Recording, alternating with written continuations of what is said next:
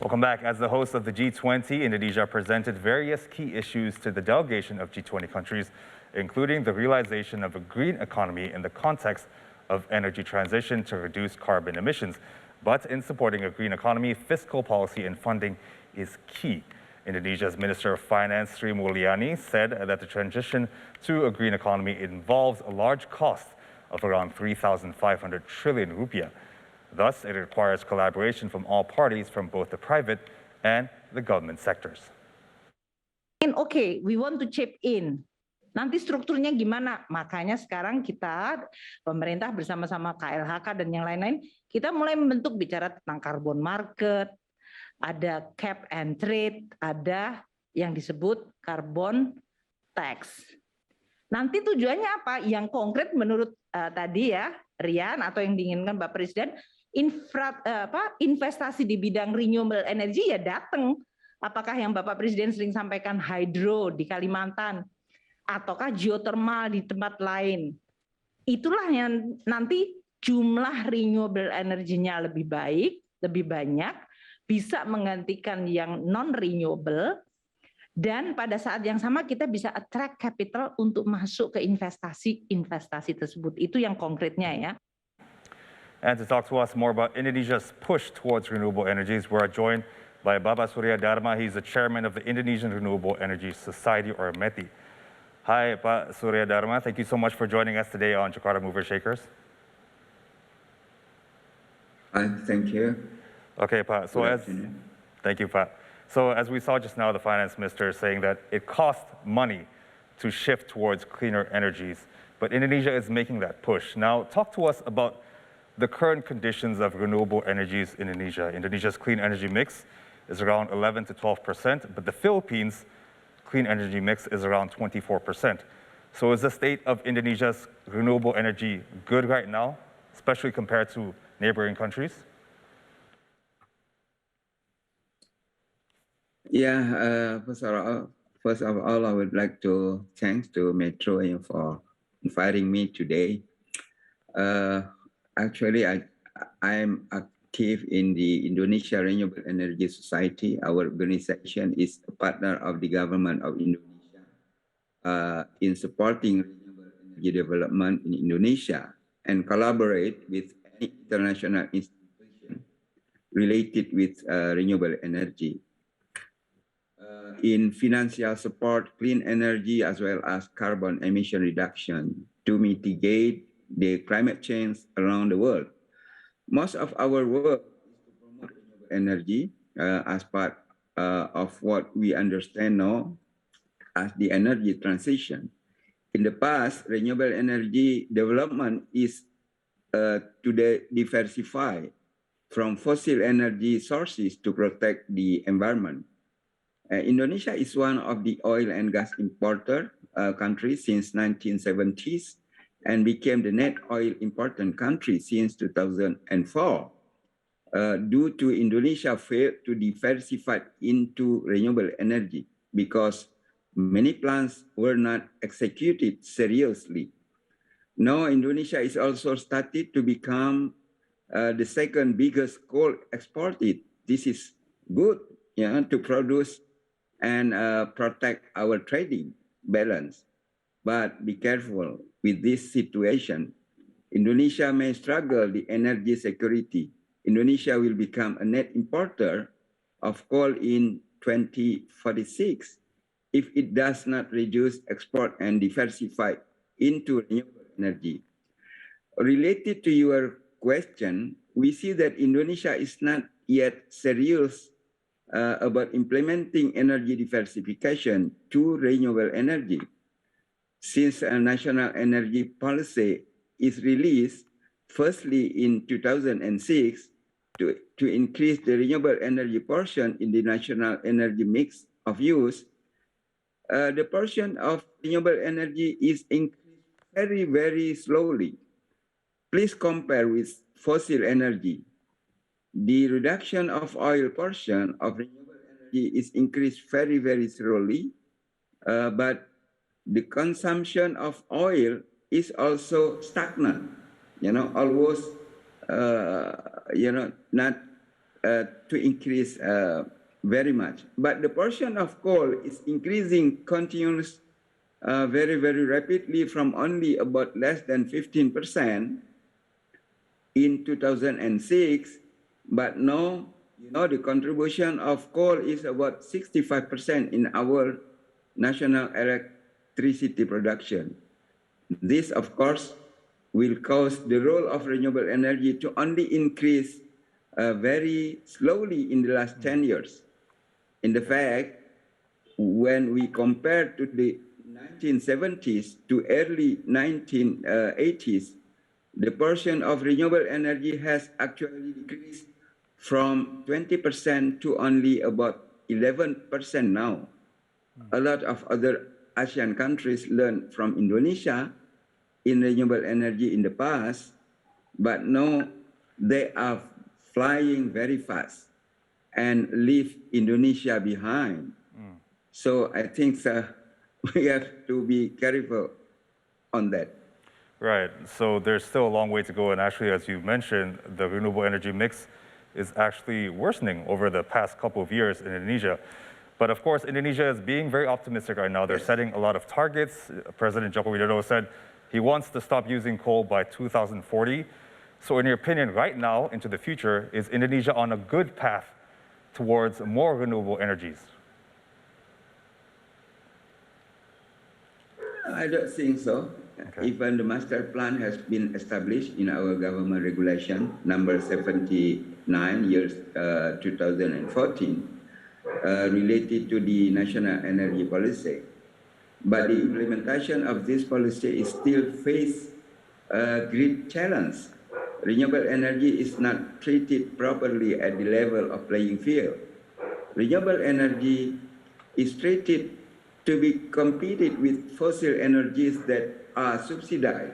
Right. In fact, as you know, that renewable energy is often perceived as an expensive energy. So it will have an impact on increasing electricity prices if it is increased. Okay. Whereas the dominant use of fossil energy with uncertain prices and often even more expensive than renewable energy, if it is not subsidized, it should be properly equated to the community. So we should have good faith, not only path towards renewable energy. So we have to compete and treat it as a level of playing field. So you're saying renewable energies is, of course, going to be very expensive. It's going to make electricity more expensive. So from the perspective of the Indonesian Renewable Energy Society, what can be done to push down the prices of renewable energy sources? And possibly, is carbon tax one of those things that will level the playing field between renewable energy and more traditional energy sources? Yeah, it was actually very realistic when it was drafted in 2014. It took about 11 years to prepare. However, because of the implementation must be taken into account various interests, the government caution has actually resulted in the absence of a level playing field. Maybe too much force to block the renewable energy from growing now. And now we still have about 4 years from now to 2025. What should we do now? There are some leapfrog programs to be done by the government, including the acceleration of the construction of a solar rooftop. This program might support the acceleration of renewable energy development. We also have what we call is co-firing program to reduce coal contribution without coal phasing out or phasing down. We already have a 1 million solar rooftop program since 2017 actually, but did not work properly because of unattractive regulation on solar rooftop.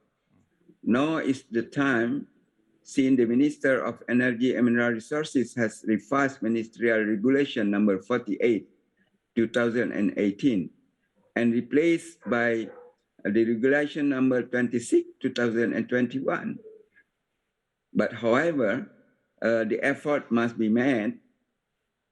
Now, we don't give up, we have to work for that. Pak Surya Darma, we want to talk to you about geothermal potentials in Indonesia. Now, Indonesia has about 40% of the world's geothermal energy reserves, but how much of that is Indonesia using for its energy sources, and what is the problem?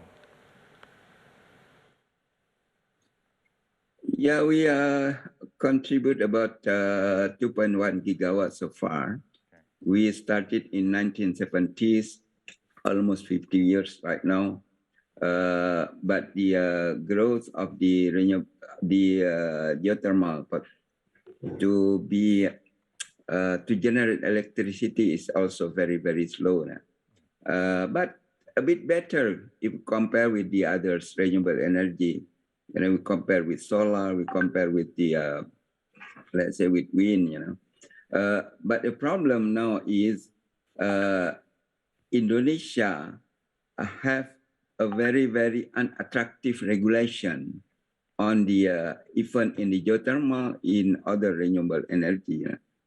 The government of Indonesia treated all of the renewable energy should be competed with the fossil energy, in which the fossil energy is subsidized by the government of Indonesia. Is very, very different to compare with the geothermal. So this is one biggest challenge for geothermal development in Indonesia. Right. So you're saying that one of the issues regarding geothermal development is government regulations. So what kind of regulations does Indonesia need to further expand its geothermal sector? And also, when can that happen? How can that happen? Yeah, firstly, we have the regulation, on the pricing policy. The pricing is determined by the Minister of Energy. Normally, Minister of Energy, issued the Ministry of Energy and Mineral Resources regulation regarding on the price, but the price should be less than the electricity production cost of the PLN. The production cost of PLN is mainly dominated by the fossil fuel, in which the fossil fuel is subsidized. So how to compete the development of geothermal price, in which is the market price, with the fossil fuel, in which is a subsidized price? This is a very, very unrealistic, comparison between renewable energy and the fossil energy. So what we propose is we should have a certainty regulation on the pricing, which is issued by the at least by the president, under president regulation.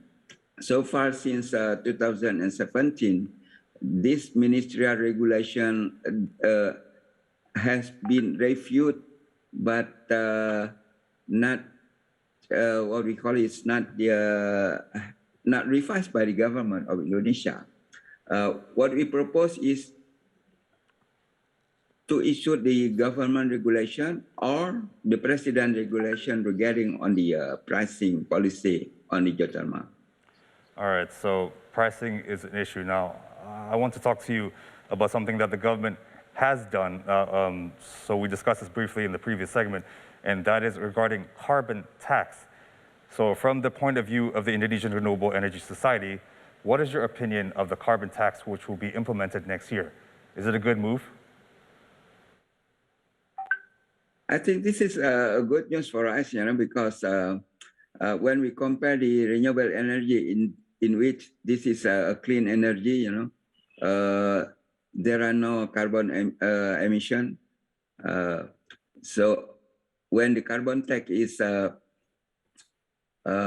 implemented to the coal or others fossil energy, then others fossil energy will be, comparable with the renewable energy. So the renewable energy will can be competed with the fossil energy, because the fossil energy will be higher than the renewable energy because of the carbon tax, because of the carbon pricing, because of the the carbon, because of the environment, and because of the premium price.